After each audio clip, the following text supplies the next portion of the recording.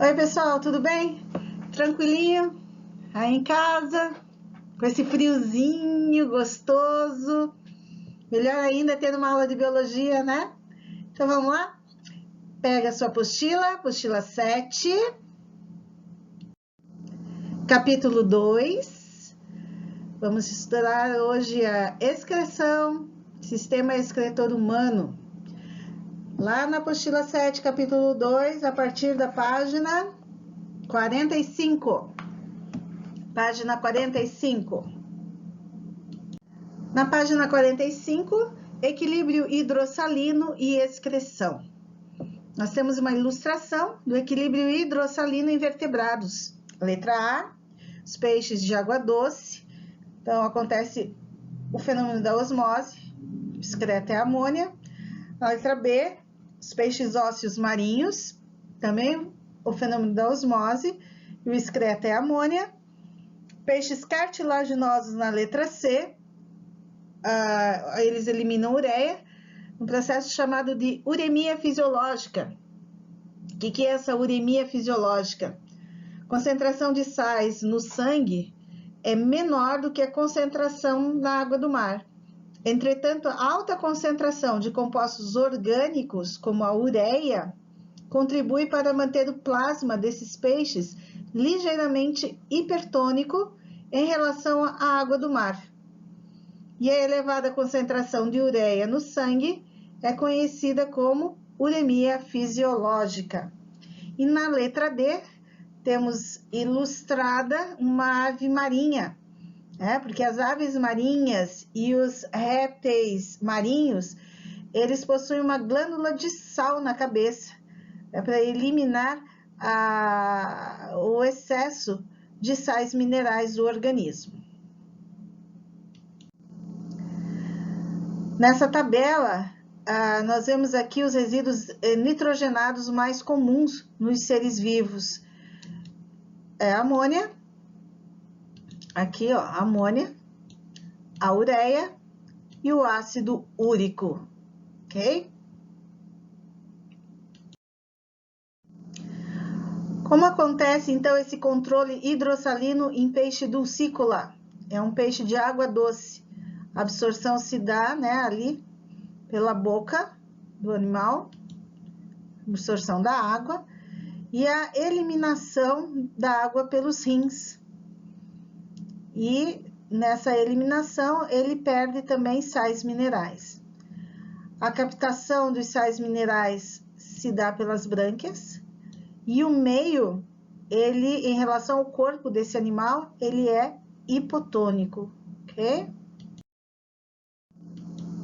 Controle hidrossalino em peixe ósseo marinho. Eliminação de água pelo animal, se dá ali pelas brânquias.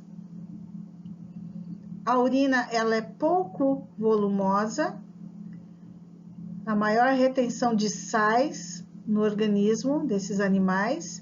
E a eliminação ativa do excesso de sais se dá pelas brânquias. E o meio? Se é um peixe marinho, o mar, o meio é hipertônico em relação ao organismo do animal. Aqui, como acontece nas aves marinhas, eles têm essa glândula de sal aqui na cabeça, a glândula de sal, que vai fazer o controle dos sais minerais para o animal. Eles excretam o ácido úrico nas fezes, e o ácido úrico é insolúvel.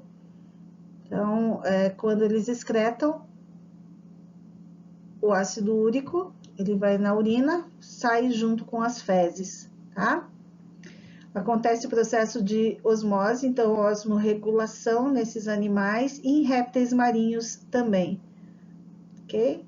Escassez de água e excesso de sal. Então, o equilíbrio é feito através da osmose. Aqui nós temos uma tabela de classificação dos animais quanto ao seu excreta nitrogenado. Então, nós temos animais amonotélicos, que excretam amônia, maioria dos invertebrados aquáticos, teleósteos, peixes ósseos e protocordados. Os animais ureotélicos, em que o excreta é a ureia. Os peixes condrícteis, cartilaginosos, os anfíbios e mamíferos.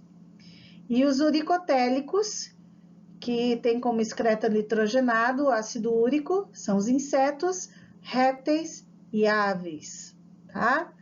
Você encontra essa informação na sua apostila na página 46, logo abaixo da tabela.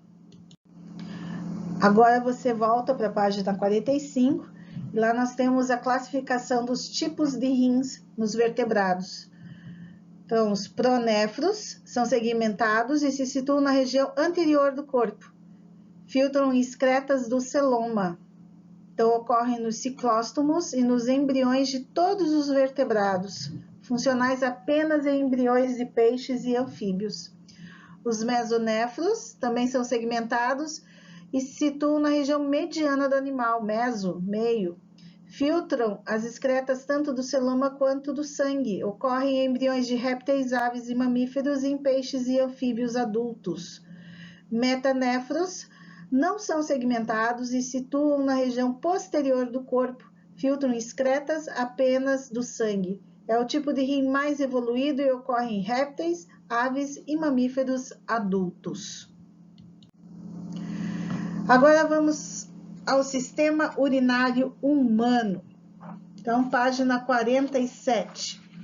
Temos lá a imagem mostrando quais são os principais órgãos que fazem parte do sistema urinário humano.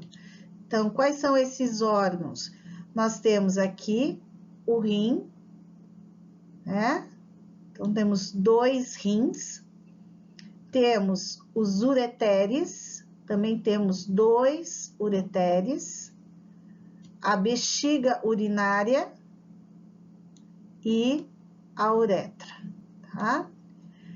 O rim, ele é formado por estruturas menores, que tem a função, né, de realmente filtrar o sangue e formar a urina, que são chamados essas estruturas de néfrons, tá? Então, aqui está mostrando a estrutura ampliada de um néfron.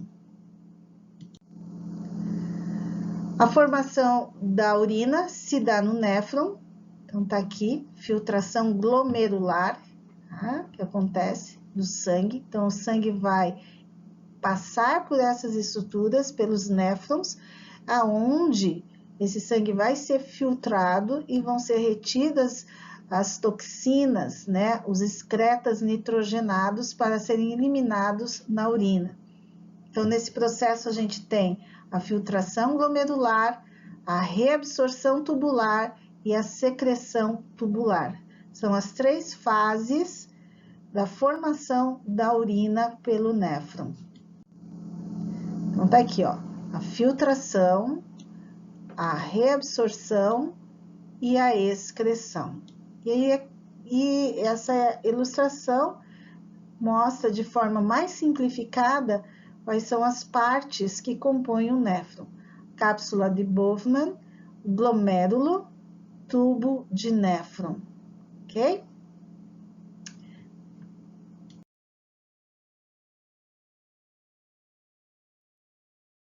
A urina resulta da depuração do sangue, sendo um produto de excreção de composição variável. Forma-se ao nível dos rins, mais especificamente das suas unidades funcionais, os nefrónios, através de 3 processos: filtração, reabsorção e secreção. A formação da urina inicia com a entrada do sangue a alta pressão na cápsula de Bowman, através da arteríola aferente, que se ramifica em capilares, originando o glomérulo de Malpighi. A maior parte do plasma sanguíneo passa dos capilares para a cápsula, num processo chamado de filtração, e do qual resulta o filtrado glomerular. Do filtrado fazem parte substâncias como água, glicose, aminoácidos, sais minerais, ureia, ácido úrico e creatinina. De seguida, O filtrado inicia o seu percurso pelo tubo urinífero, percorrendo o túbulo contornado proximal, a ansa de Henle, e o túbulo contornado distal.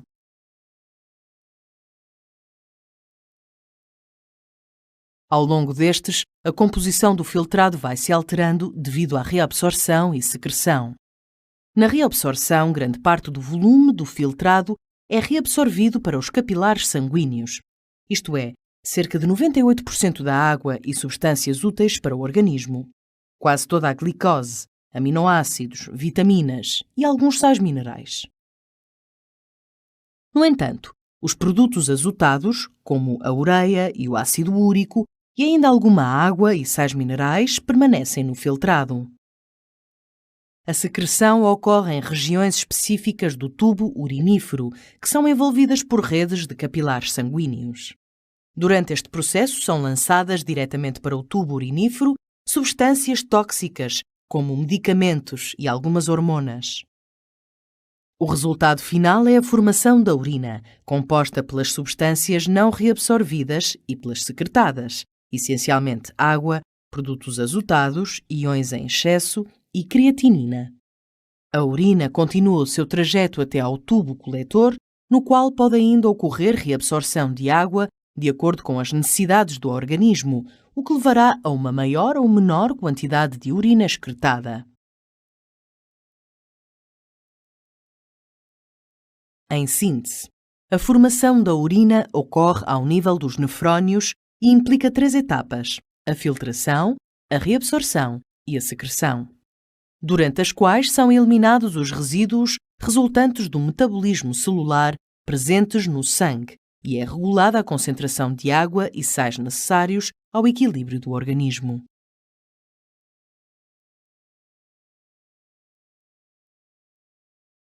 Regulação da função renal. O equilíbrio hídrico depende do hormônio antidiurético, ADH ou HAD. Marca esse nome na sua apostila, hormônio antidiurético ADH, lá na página 48, tá? Tem em negrito o nome desse hormônio. Ele é liberado pela hipófise, uma glândula existente no interior da caixa craniana, a nossa glândula mestra, o qual é poupador de água. A perda natural de água pela pele e pelos pulmões, sobretudo quando uma pessoa permanece várias horas sem ingerir líquidos, acarreta um aumento da concentração do plasma, que estimula a secreção do ADH. Aumenta a reabsorção de água no ducto coletor e no ramo ascendente da alça néfrica por osmose. A produção do ADH pode ser estimulada também pela queda da pressão arterial, como acontece em hemorragias intensas. Então, como funciona esse hormônio? Ele é antidiurético. Então, se a pessoa não ingere muita água, o corpo recebe a informação: preciso economizar a água que tenho. Então, é estimulado a liberação desse hormônio para que a água fique retida no organismo. Quando a pessoa ingere uma quantidade considerável de água, normal de água até, esse hormônio é inibido e a pessoa elimina pela urina o excesso de água. A aldosterona, ela é secretada pela glândula suprarrenal, uma glândula que fica sobre o rim, e estimula a reabsorção pelos túbulos renais e o sódio e de cloretos, determinando um aumento da concentração plasmática e da pressão arterial.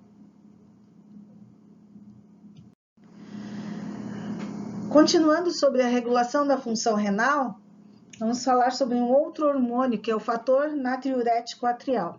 Quando aumenta a pressão do sangue nos átrios, um grupo de suas células secreta o fator natriurético atrial, FNA, hormônio que provoca uma vasodilatação das arteríolas aferentes aos néfrons, determinando considerável elevação da pressão sanguínea nos capilares dos glomérulos e como consequência da pressão de filtração.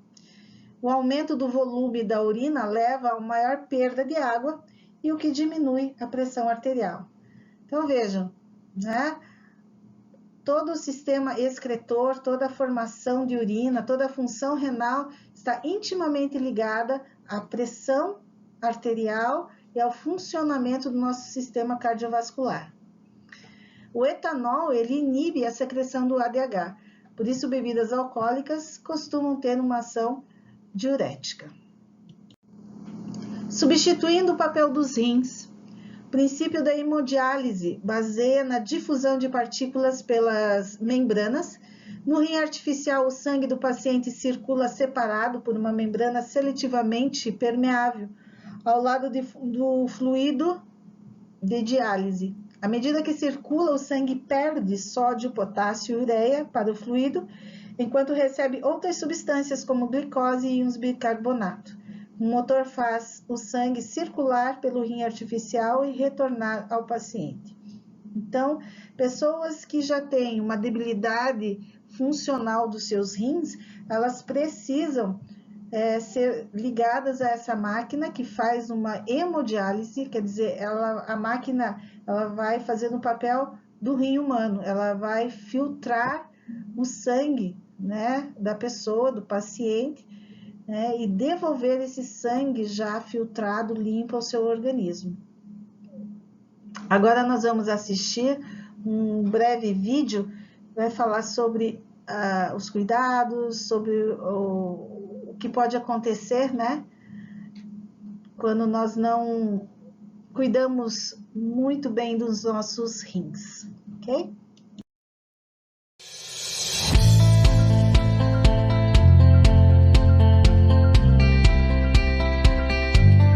Você sabia que os rins integram um conjunto de órgãos responsáveis pelo equilíbrio interno do nosso corpo?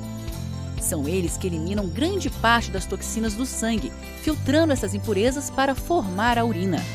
Os rins são um par de órgãos de cor marrom avermelhada localizados em ambos os lados da coluna vertebral.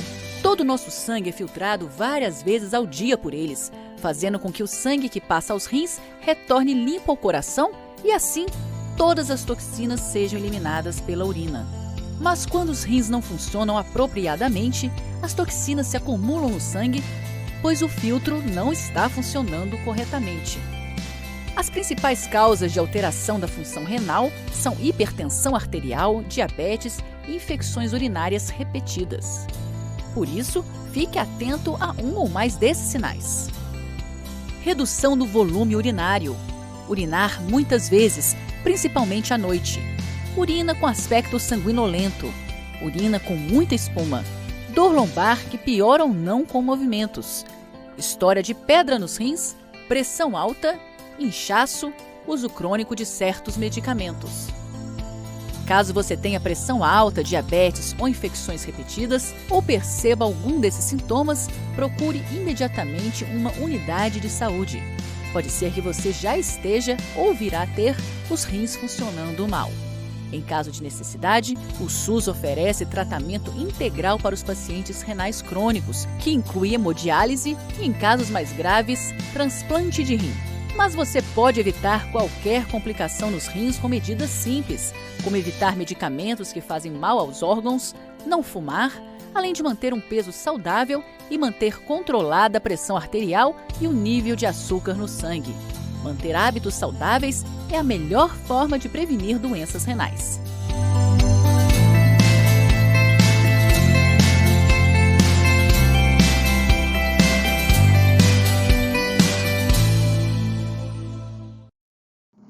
Agora, querido aluno, responda os exercícios propostos no material de apoio. Espero que tenha aproveitado essa videoaula. Teremos fórum essa semana. Caso ocorra alguma dúvida, estarei lá para ajudá-lo. Tchau, tchau.